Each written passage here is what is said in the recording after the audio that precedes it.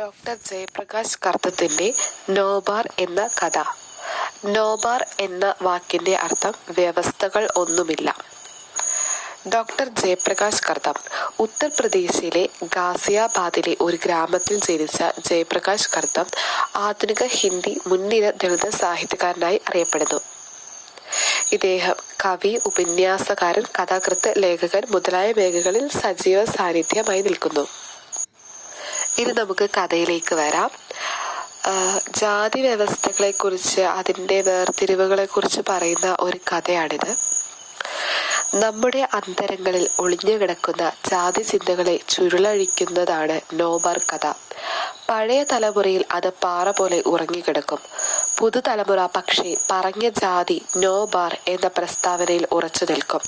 അവരാണ് രാജേഷും അയാളുടെ പ്രതിസുത വധുവും Anitha. Time of ഇന്ത്യയിലെ മാട്രിമോണിയൽ കോളത്തിൽ രാജേഷ് തനിക്കിണങ്ങുമെന്ന് തോന്നിക്കുന്ന പരസ്യം കണ്ടു. സുയോഗ്യയും മിടുക്കിയും എല്ലാം കൊണ്ട് യോജിക്കാൻ കഴിയുന്ന നോബാർ എന്ന പ്രസ്താവനയും അയാളെ ആകർഷിച്ചു. അവളിൽ തൻ്റെ പുരോഗമന ആശയങ്ങളും വായിച്ചെടുത്തു. ജാതി ഏതും അയാൾക്ക് സ്വീകാര്യമാണ്. അങ്ങനെ മനസ്സുകൊണ്ട് പാകപ്പെട്ട് കഴിഞ്ഞപ്പോൾ അയാൾ തൻ്റെ യോഗ്യതയും ജോലി, വേതനം അങ്ങനെ വേണ്ടതൊക്കെ കുറിച്ച് മറുപടി അയച്ചു. പക്ഷേ ജാതി മാത്രം അധികപ്പറ്റാകുമെന്ന് കരുതി എഴുതി അയച്ചില്ല. കൂടാതെ സ്ഥിരമായി വിവാഹ പരസ്യങ്ങൾ വായിക്കുന്നതും അവസാനിപ്പിച്ചു. അയാൾക്ക് പരിപൂർണ വിശ്വാസമുണ്ടായിരുന്നു. കാരണം അയാൾ ഒരു IAS ഓഫീസറാണ്. കൂടാതെ പരസ്യത്തിലെ പെൺകുട്ടി ഒരു മിഡിൽ ക്ലാസ് കുടുംബത്തിലേതുമാണ്. കുറച്ചു നാളുകൾക്ക് ശേഷം പെണ്ണുകാണൽ ക്ഷണം വന്നു. പരസ്യത്തിലെയും ഭാവനയിലെയും പെണ്ണു തന്നെയായിരുന്നു അവൾ. യെസ്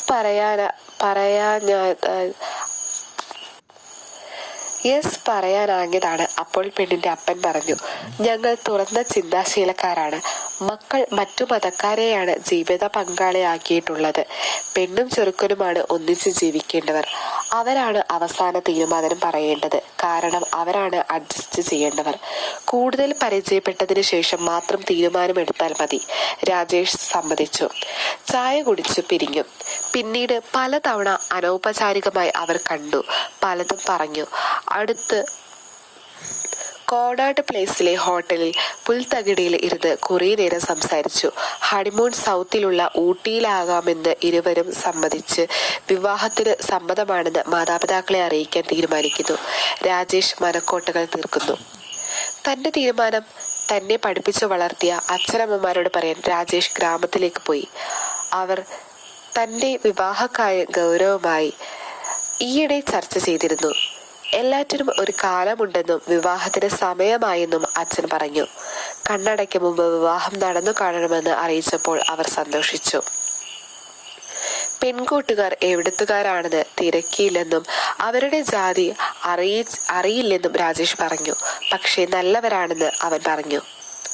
അച്ഛൻ അതിശയപ്പെട്ടു. നിന്റെ ജാതി അവർക്കറിയാമോ എന്ന് ചോദിച്ചു. ജാതി വിവേചനം അശിക്ഷിതാർഹമാണെന്നും പഠിപ്പുള്ളവർ യോഗ്യതയാണ് കാര്യമാക്കുന്നതെന്നും രാജേഷ് പറഞ്ഞു. അച്ഛൻ, ഞാനൊരു ഗ്രാമീണനാണ്, പക്ഷേ അനുഭവസ്ഥനും. ഏറ്റവും ചുരുങ്ങിയത് സ്വന്തം ജാതി അവരെ അറിയിക്കണം. ചോദിക്കാതെ പറയേണ്ടതില്ലല്ലോ എന്ന് രാജേഷ്. ഈ 21-ാം നൂറ്റാണ്ടിൽ പഴയ ചിന്തകൾ അവസാനിച്ചു. പെൺവീട്ടുകാർ ആധുനികരാണെന്നും പറഞ്ഞു. നിന്റെ ഇഷ്ടമാണ് ഞങ്ങളുടേതെന്ന് പറഞ്ഞ് അവർ അവരെ യാത്രയാക്കി. വിവാഹത്തിനായി നിശ്ചയിക്കാൻ പെൺകുട്ടിയുടെ അച്ഛൻ രാജേഷിനെ ക്ഷണിച്ചു. വൈകിട്ട് രാജേഷ് ചെന്നു. വീട്ടുകാർ ഉത്സാഹത്തിലായിരുന്നു. ഒരകൽച്ചയുമില്ലാതെ സംഭാഷണത്തിൽ ഏർപ്പെട്ടു.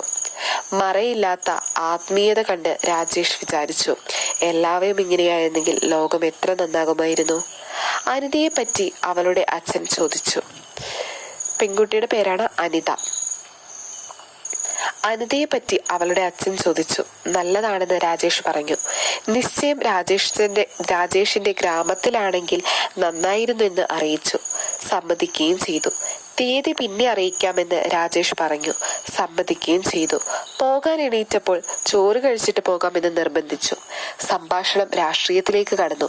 BJPയും കോൺഗ്രസും മുതലായവയും മായാവതിയും സംസാരത്തിൽ കടന്നു വന്നു. ദളിതും മുസ്ലിമും കടന്നു വന്നു. രാഷ്ട്രീയത്തിലെ ജാതിവാദ ചർച്ച ചൂടുപിടിച്ചു. വോട്ടിങ്ങിൽ ഈ ജാതിവാദം രാഷ്ട്രീയക്കാർ നന്നായി ഉപയോഗിക്കുന്നു. സംസാരത്തിലെ പക്ഷപാതിത്വം കേട്ട് അനിതയുടെ അച്ഛന് സംശയമായി. രാജേഷ് ഷെഡ്യൂൾഡ് കാസ്റ്റ് ആണോ എന്ന്. അയാൾ സൂത്രത്തിൽ എഴുന്നേറ്റ് പോയി. അനിതയോട് ചോദിച്ചു അവന്റെ ജാതി ഏതെന്ന്. ഞാൻ ചോദിച്ചില്ല എന്ന് അനിത. ഞാൻ ഗുണങ്ങളാണ് നോക്കിയതെന്നും പരസ്യത്തിൽ നോ ബാർ എന്ന് കൊടുത്തിരുന്നുവെന്നും അവൾ തുറന്നു പറഞ്ഞു. എങ്കിലും ജാതി നോക്കാറില്ലെന്നും അതുകൊണ്ട് എന്തു കാര്യമെന്നും അവർ സഹജമായി സൂചിപ്പിച്ചു. അച്ഛൻ പറഞ്ഞു, നോ ബാർ എന്ന് കൊടുത്തിരുന്നുവെങ്കിലും ഏതെങ്കിലും ഒരു കൂതറയുടെ കൂടെ എന്ന് പറഞ്ഞപ്പോൾ അനിത അറിയാതെ ഒന്ന് ഞെട്ടിപ്പോയി. അപ്പം ഇത്രയുമാണ് ഇതിൻ്റെ ഒരു സാരാംശം. അതായത് അച്ഛൻ എത്ര തുറന്ന ചിന്താധികാരനാണെന്ന് പറയുന്നു. ചെറുക്കൻ IAS ഓഫീസറാണ്, നല്ല സ്വഭാവമുള്ളവരാണ്. പക്ഷേ ഒരു ജാതി ഇവൻ്റെ ഒരു ഷെഡ്യൂൾഡ് കാസ്റ്റ് ആണോ എന്ന് സംശയമുണ്ടായപ്പോൾ അദ്ദേഹത്തിന് അത് തീരെ അക്സെപ്റ്റ് ചെയ്യാൻ കഴിയുന്നില്ല. അതായത് എന്തൊക്കെ പറഞ്ഞാലും എല്ലാവരുടെ ഉള്ളിൽ ഇപ്പോഴും ജാതിയുടെ ഒരു പ്രോബ്ലം ഉണ്ട് ഉള്ളതെന്നാണ്. പക്ഷെ പുതിയ തലമുറ അതിനോട് കുറച്ചും കൂടെ ഒരു വിശാല മനസ്സോടെ അതിനെ സ്വീകരിക്കുന്നുണ്ട് എന്നുള്ളൊരു കൺസെപ്റ്റും കൂടെ ഈ ഒരു കഥ തരുന്നുണ്ട്.